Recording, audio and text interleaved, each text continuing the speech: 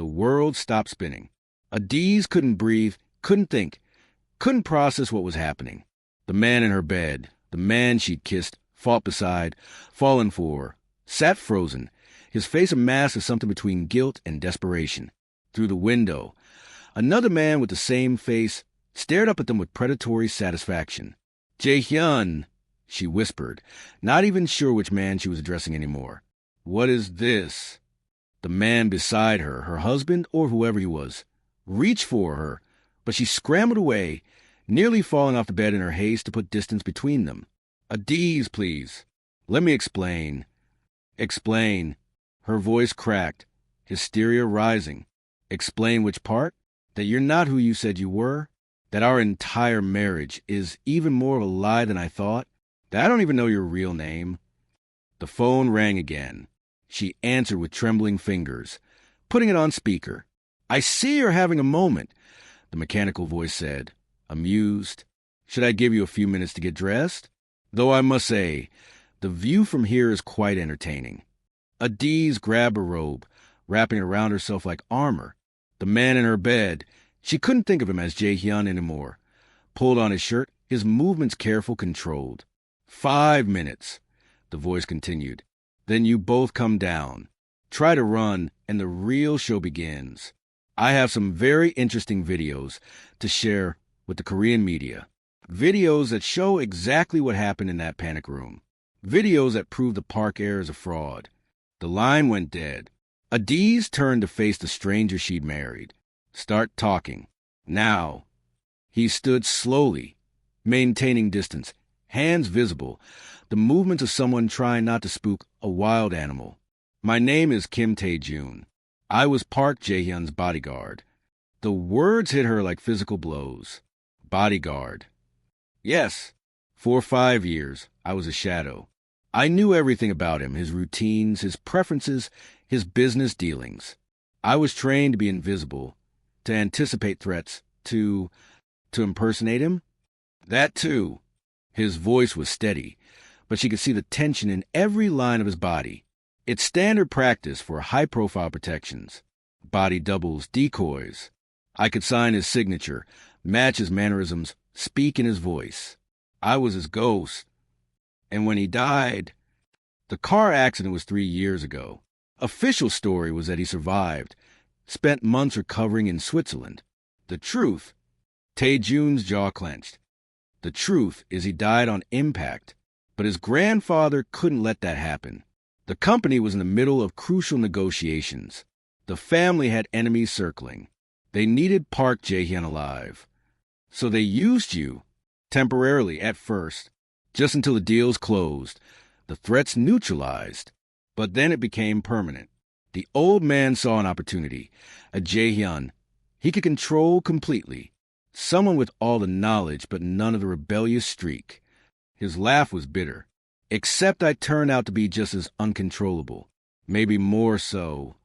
Why? Because I knew the truth about what they were. I'd seen it all from the shadows. The murders, the trafficking, everything. And unlike the real Jae-hyun, who was raised in it, normalized to it, I was disgusted by it. Adiz's mind was spinning, trying to reconcile this revelation with everything that happened. The marriage contract. Did you know? When you came to Nigeria? I knew the grandfather had arranged it. I knew why. The Nigerian medical students, your brother's friend, all of it. But Adiz... He took a step forward, stopped when she backed away. Meeting you wasn't part of the plan.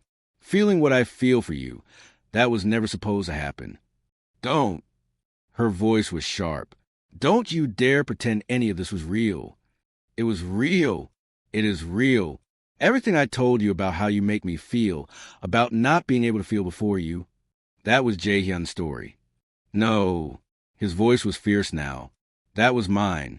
Kim Tae-jun, the bodyguard who spent 5 years watching other people live while I existed in the shadows, who learned to be everyone except himself, who felt nothing because feeling anything in my position was dangerous. Until you... Stop. You want the complete truth? Fine. I was going to tell you everything after the grandfather died.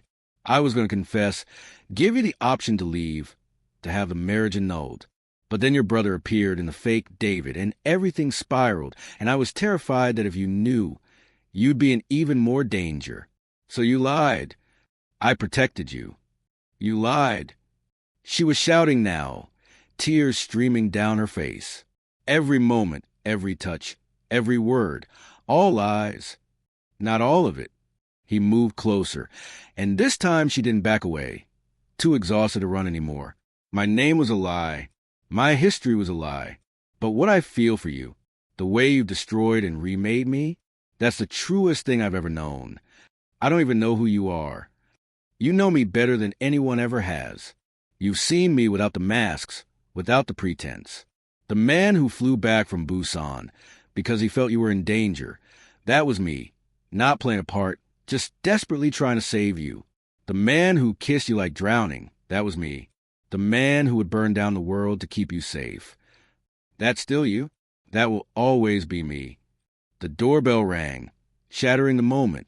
They both froze. Time's up, Adi said quietly. Your doppelganger is here. He's not the real Jae-hyun either. She stopped halfway to the door. What?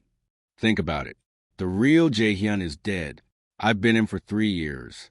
So who's downstairs? Before she could answer, the door exploded inward. Men in tactical gear flooded in, weapons raised.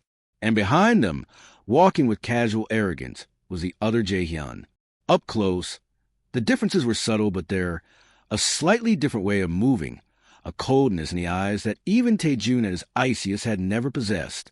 Hello, brother, the man said, and his voice was wrong, too sharp, too amused. Or should I say imposter? Hwang Jinwoo, Taejun said calmly. I wondered when you'd make your move. The man's perfect mask slipped for a moment, revealing surprise. How did you? The same way I knew the fake David was Chunwoo. I've spent 3 years studying every threat to the Park Empire. You think I wouldn't recognize the Hwang family's best asset? Their master disguise. Taejun smiled, sharp and dangerous. The plastic surgery is excellent, by the way, but you move like a fighter, not a businessman. And your Korean has a Busan accent you can't quite shake. Clever, Jinwoo admitted, dropping the pretense. But it doesn't matter. I have the evidence. The real marriage certificate. The proof that you're nobody. Just a bodyguard playing dress-up. And what's your plan? Expose me. Take over Park Industries through marriage to my wife. Your wife? Jinwoo laughed. She's Park Jae-hyun's wife. And since I'm now Park Jae-hyun. He turned to Adiz, who'd been watching in stunned silence. Hello, darling. Ready to meet your real husband. You're insane, Adiz said flatly. I'm practical. The Park Empire is weakened. The grandfather is dead. The heir is a fraud. Someone needs to step in, provide stability. Why not me? I already looked the part. Because she knows the truth, Taejun said. Does she? Does she know everything? Jinwoo pulled out a tablet.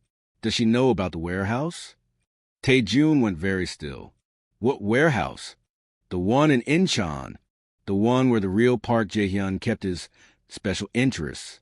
The one you've been protecting, paying for, keeping quiet for 3 years. What's he talking about? Adiz asked. Show her. Jinwoo commanded, turning the tablet toward her. The video showed a warehouse interior. Women, children, all foreign, all terrified, all in cages. And in the corner, documentation, rental agreements, payment records, all in Park Jae-hyun's name, all dated after his supposed death. No, Taejun said desperately. That's not, I didn't. Didn't you? Jinwoo smiled. The payments come from your accounts. Your signatures on the documents. You've been running a human trafficking ring for 3 years, and now everyone will know. Adiz looked at Taejun, searching his face. He looked devastated, trapped. It's not what it looks like, he said quietly. Then what is it? The truth. Taejun's voice was hollow. The real Jae-hyun was running it before he died. When I took over, I found out about it. Dozens of people, mostly refugees, being held for sale. I couldn't just release them. They had no papers, nowhere to go. and I couldn't expose it without revealing I wasn't really Jae-hyun. So I've been managing it, converting it, slowly, carefully, getting them papers, finding them jobs, homes. The cages haven't been locked in 2 years. It's basically a refugee shelter now, but I had to maintain the appearance of the old network, keep them from getting suspicious while I dismantled their operation piece by piece. That's a beautiful story, Jin-woo said. Think the media will believe it? Think the police will care about your noble intentions when they see foreign nationals imprisoned in a Park Industries warehouse? What do you want? Adiz asked. Simple. You publicly acknowledge me as the real Park Jae-hyun. Confirm our marriage. Give me control of Park Industries. In exchange, this evidence disappears, your bodyguard boyfriend doesn't go to prison, and everyone gets to keep breathing. And if we refuse, then by morning, every news outlet in Asia will have the story. The Park Empire will crumble. Your husband, whichever one you choose, will be in prison, and you'll be the foreign woman at the center of Korea's biggest scandal. He checked his watch. You have 1 hour to decide. I'll be in the penthouse across the street. Yes, I bought it just for this occasion. Dramatic, I know, but effective. He turned to leave, then paused. Oh, and don't think about running. I have men on every exit. Try to leave, and the videos go live immediately. He walked out, his men following, leaving Adiz and Taejun alone in the wreckage of their morning. I'm sorry, Taejun said after a long silence. I'm so sorry. I should have told you everything from beginning. Yes, you should have. Adiz moved to the window, staring at the building across the street. The warehouse, are you telling the truth? About converting it? I can show you. Everything's documented. Every person I've helped, every job I've found them, every. I believe you. He stopped mid-sentence. You do. You're many things, Kim Tae-jun, but you're not a human trafficker. I've seen how you react to violence, to suffering. You're someone who spent so long pretending to be someone else that you've forgotten how to be yourself. But at your core, she turned to face him. At your core, you're a protector. It's why you were a bodyguard. It's why you've spent 3 years trying to reform a criminal empire from the inside. It's why you can't help but save people, even when it puts you at risk. Adiz, I'm furious with you. The lies, the deception. It's going to take me a long time to forgive that. But right now, we have bigger problems. She moved to the table, spreading out papers, her mind working. Jin-woo made a mistake. What mistake? He gave us an hour, and he told us where he'd be. She looked up, and Tae-jun saw the doctor was gone, replaced by something far more dangerous. A woman protecting what was hers. Minesio has teams, right? Loyal to you, not the park name. Yes, but... And the people in the warehouse. The refugees you've been helping. They'd fight for you. Maybe. But Adiz, what are you thinking? I'm thinking it's time to stop playing defense. She pulled out her phone. I'm thinking that Jin-woo isn't the only one who can gather evidence. And I'm thinking that the Hwang family has secrets they don't want exposed. How could you possibly know about Hwang family secrets? She smiled, sharp and beautiful. Because while you've been brooding this past week, I've been talking to Minesio, learning about the families, the politics, the weak points. Did you know Jin-woo's father has a brother in prison? A brother who has very interesting stories about Jin-woo's rise to power. You've been investigating? I've been preparing. I knew something else was coming. I just didn't know it would be this. She started texting rapidly. Minesio's going to love this. She's been wanting an excuse to move against the Hwangs for years. This is dangerous. Everything about us has been dangerous from day one. She looked at him then, really looked at him. The question is, do you trust me? With my life? Good, because we're about to risk both our lives on a very stupid plan. What plan? The one where we flip the script entirely, where we stop hiding and tell the truth. All of it. That's insane. No, that's unexpected, which makes it perfect. She moved closer to him, close enough that he could smell her perfume, see the determination in her eyes. But first, I need to know something. No more lies, no more half-truths. Who are you, really? Not the bodyguard, not the fake heir. Who is Kim Tae-jun? He was quiet for a moment, then, an orphan from Daegu, someone who joined the military at 18 because it was that or starve. Someone who was good at violence, too good. So they made me special forces. Someone who did terrible things for his country and needed to disappear after, so he became a bodyguard. Someone who was very, very good at being invisible until a Nigerian doctor made him want to be seen.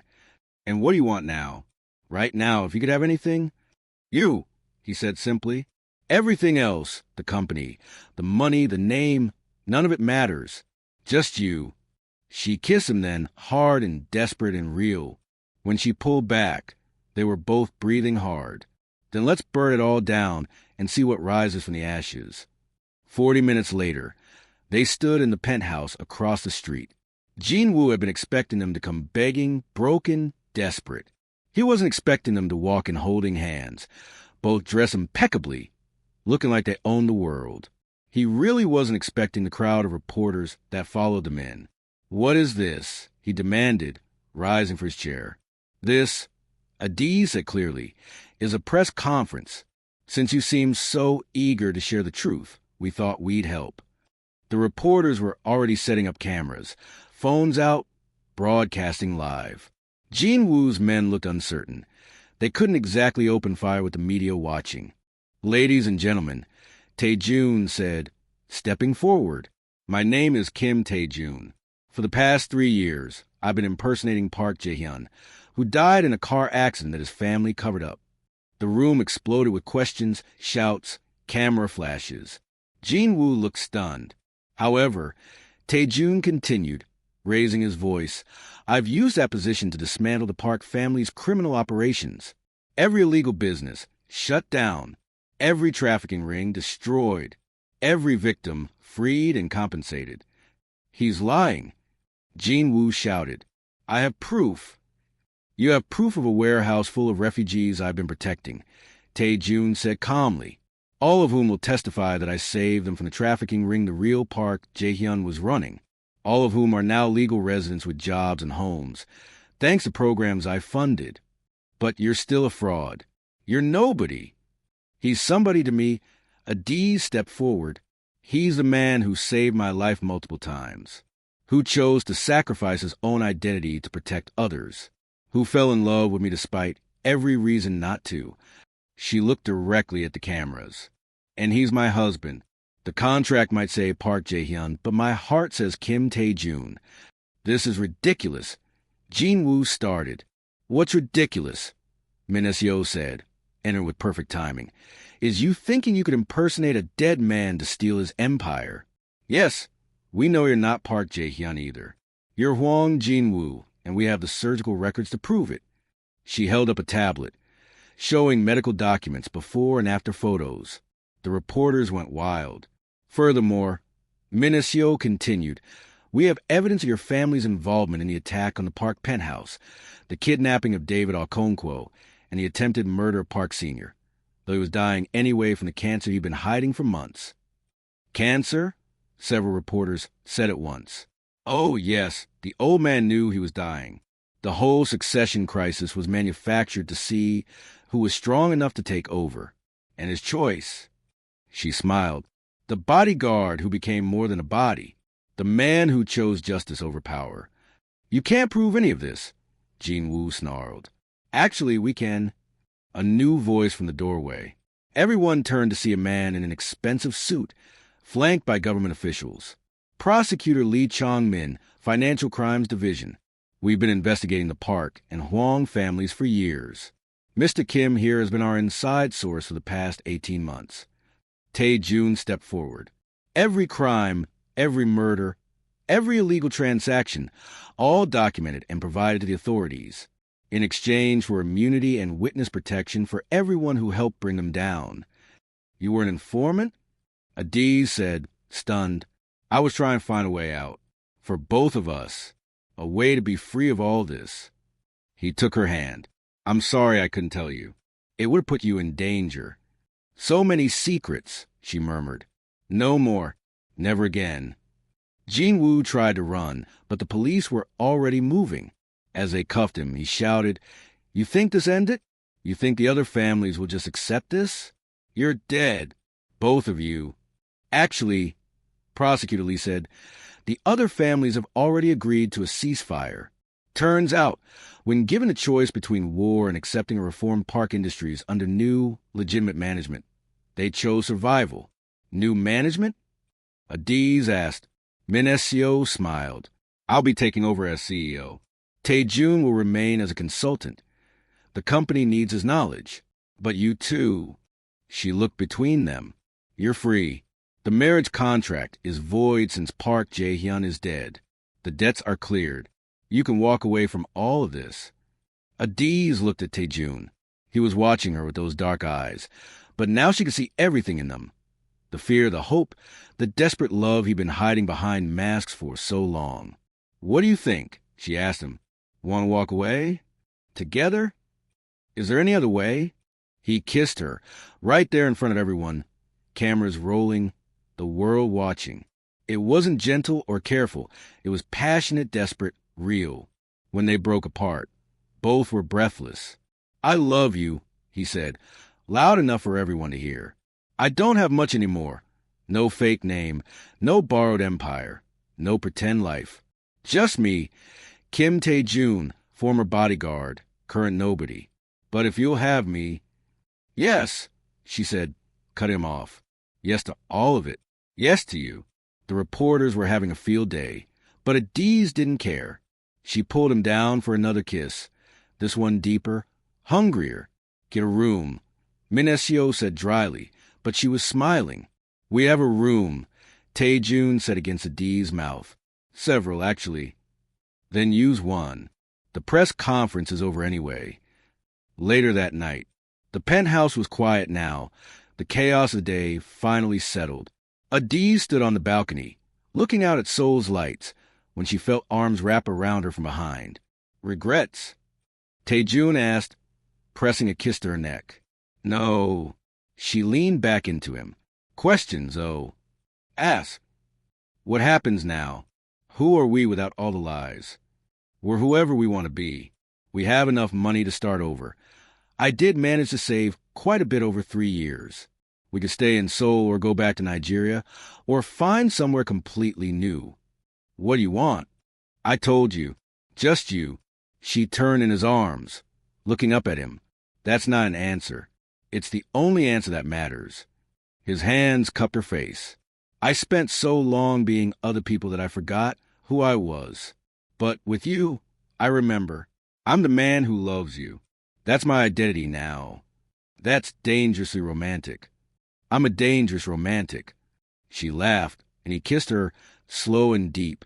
This time, there were no interruptions, no emergencies, no revelations. Just them. Finally, honestly them. He carried her to the bedroom, laying her down like she was precious.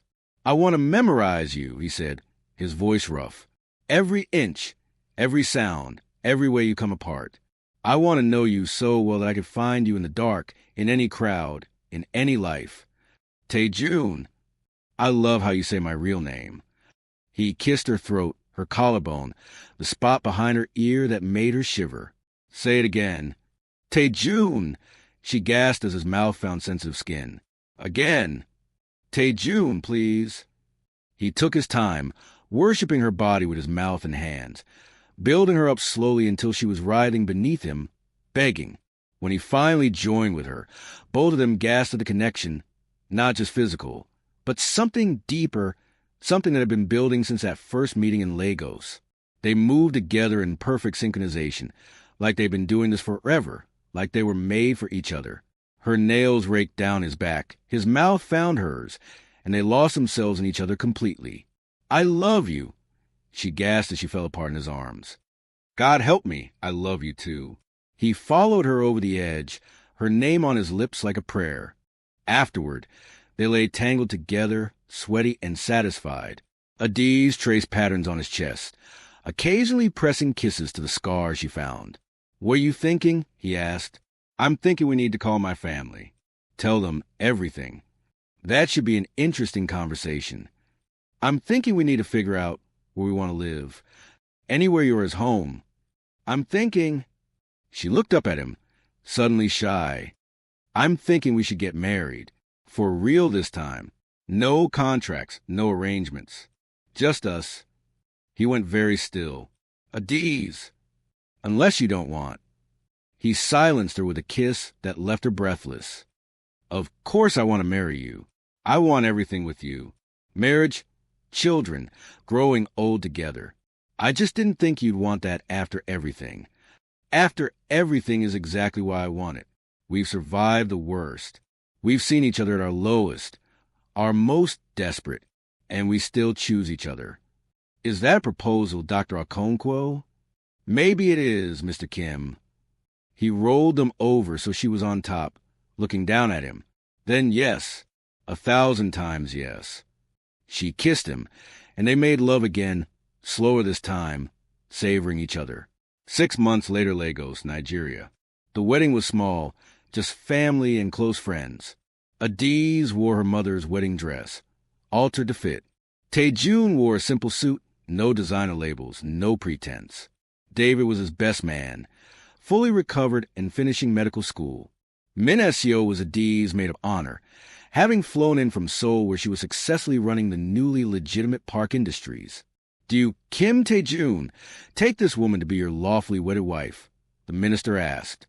I do, Taejun said, his eyes never leaving Adiz's face. I have from the moment she told off my fake mother at that disastrous dinner. The congregation laughed. Adiz's mother shook her head but smiled. Do you, Adiz Okonkwo, take this man to be your lawfully wedded husband? I do, Adiz said.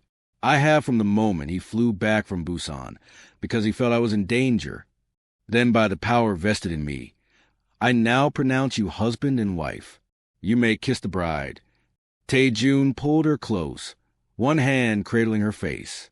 No more contracts, he murmured against her lips. No more lies. Just us.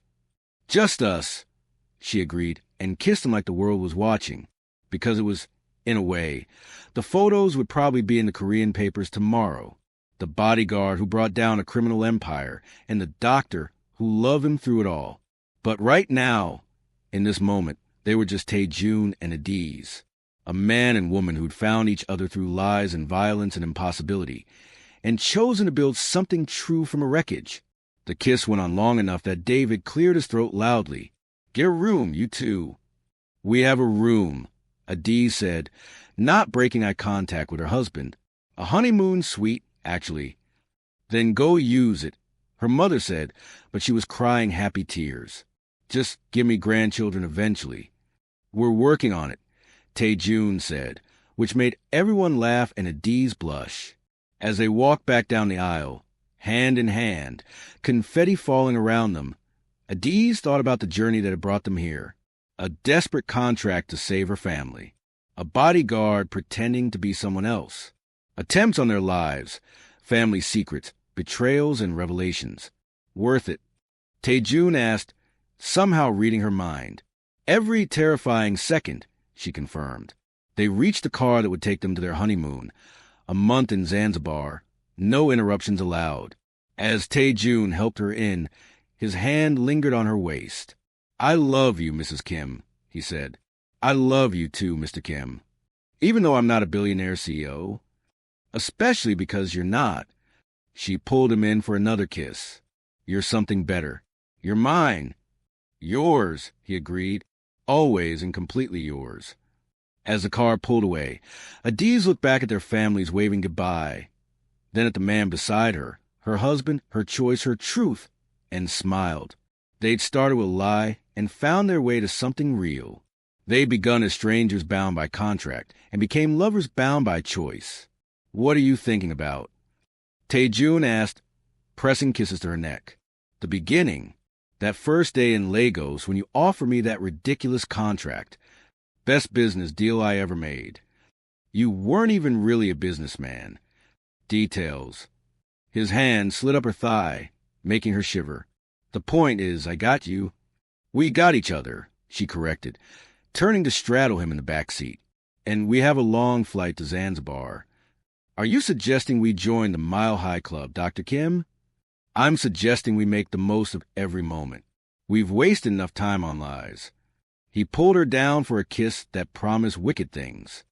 No more wasted time, he agreed. From now on, nothing but truth. And love. So much love, he promised. Enough to last a lifetime. Just one lifetime? Several. I'm very thorough. She laughed, happy and free and desperately in love. I noticed. It's one of your better qualities. Oh, what are my other good qualities? Well, she said, grinding against him just to hear him groan. You're an excellent fighter. You look devastating in a suit. You make really good breakfast. You overthrew a criminal empire for me. With you, he corrected. I couldn't have done any of it without you. We make a good team. The best team. The car pulled up to the private airfield where their plane was waiting.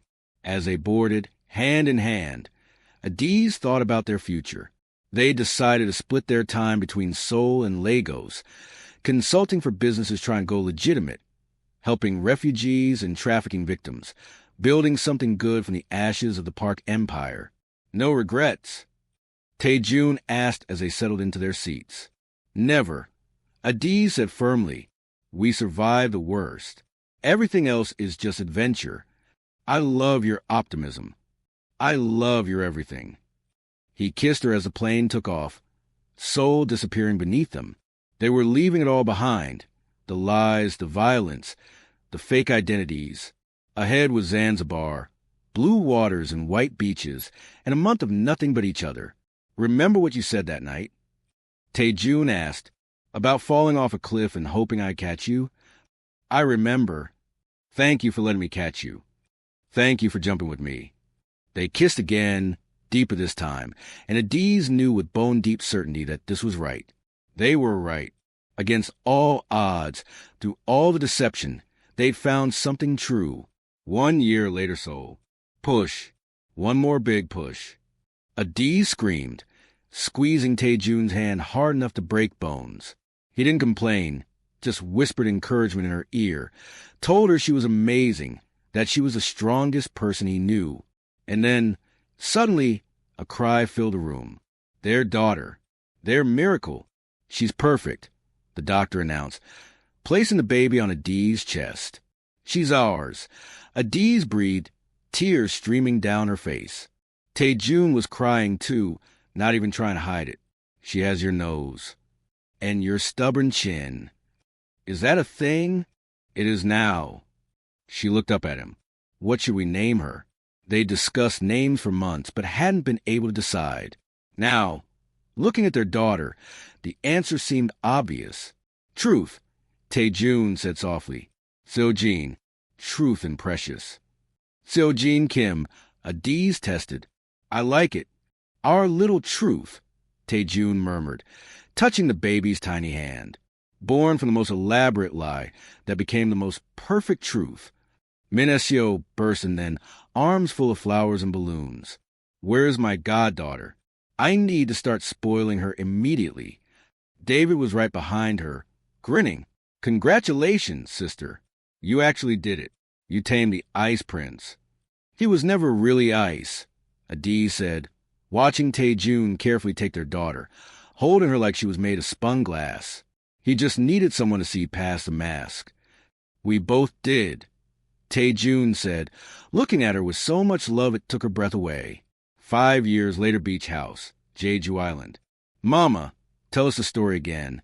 Adiz looked down at Seo-jin, now 5 and precocious, and her brother Min-jun, 3 and already showing his father's intensity.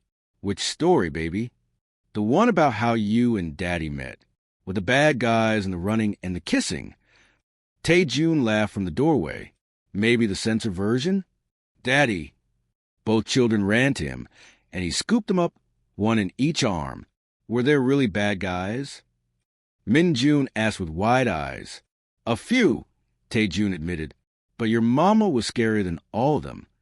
I was not scary. You electrocuted 6 men with hospital equipment. That was resourceful, not scary. You're scary when you need to be, he said, setting the kids down and pulling her close. And beautiful always. They're gonna kiss. CO Jean announced. Lots of kissing. Tae-jun confirmed and did just that. Later, after the children were asleep, they sat on the beach, watching the sunset. Their life wasn't perfect, running a legitimate security company, while also managing a foundation for trafficking victims was challenging. Splitting time between Korea and Nigeria meant constant travel. Raising 2 children while trying to save the world was exhausting. But it was real. It was theirs. It was true. Do you ever think about how different it could have been? Adiz asked, leaning against his shoulder. Every day. If the real Jae-hyun hadn't died, if I hadn't agreed to impersonate him, if your father hadn't been framed, if you hadn't come to Seoul, we never would have met, or we would have met differently. Maybe I would have been assigned as your bodyguard for real. Maybe I would have fallen for you anyway. You think we were inevitable? He turned to look at her, this woman who'd saved him in every way a person could be saved. I think we were written in the stars, carved in stone, destined from the first breath. I think I would find you in every lifetime, in every universe, in every possible reality. That's impossibly romantic. I'm an impossible romantic. You knew this when you married me. Twice. She laughed, remembering their second wedding, the legal one with their real names, surrounded by people who actually care about them rather than their positions. Best decision I ever made, she said. Both times. Even with everything we went through, especially with everything we went through. She kissed him, soft and sweet. We were forged in fire, Kim Tae-jun. That makes us unbreakable. Unbreakable, he agreed, pulling her closer. As the stars came out over the ocean, they sat in comfortable silence. 2 people who'd found truth in a world of lies, love in a landscape of violence, and each other in the most unlikely circumstances. I love you, Tae-jun said suddenly. I don't say it enough. You say it constantly. Not enough. Never enough. He stood, pulling her up with him. Dance with me? There's no music.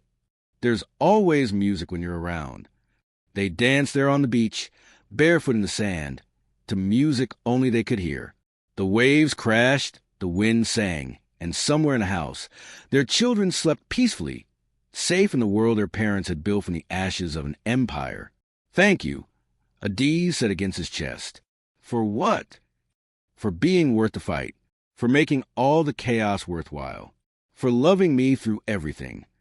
Thank you for seeing me when I couldn't even see myself, for believing in the man I could be rather than the one I was pretending to be, for choosing us when you had every reason to run. They kissed then, deep and passionate, with all the heat that had been there from the beginning, but now tempered with tenderness, with trust, with truth. Take me to bed, Mr. Kim, Adiz murmured against his mouth. With pleasure, Mrs. Kim. They walked back to the house hand in hand. Past the toys scattered on the floor, the photos on the walls documenting their real life together, the evidence of the beautiful, chaotic, perfect existence they'd built. In their bedroom, they came together with the passion of new lovers and the comfort of ancient souls, their bodies telling the story of their journey. Every scar a battle won, every touch a promise kept, every kiss a truth spoken. Forever, Tae-jun asked as they lay tangled together afterward. Forever, Adiz confirmed. No contracts needed.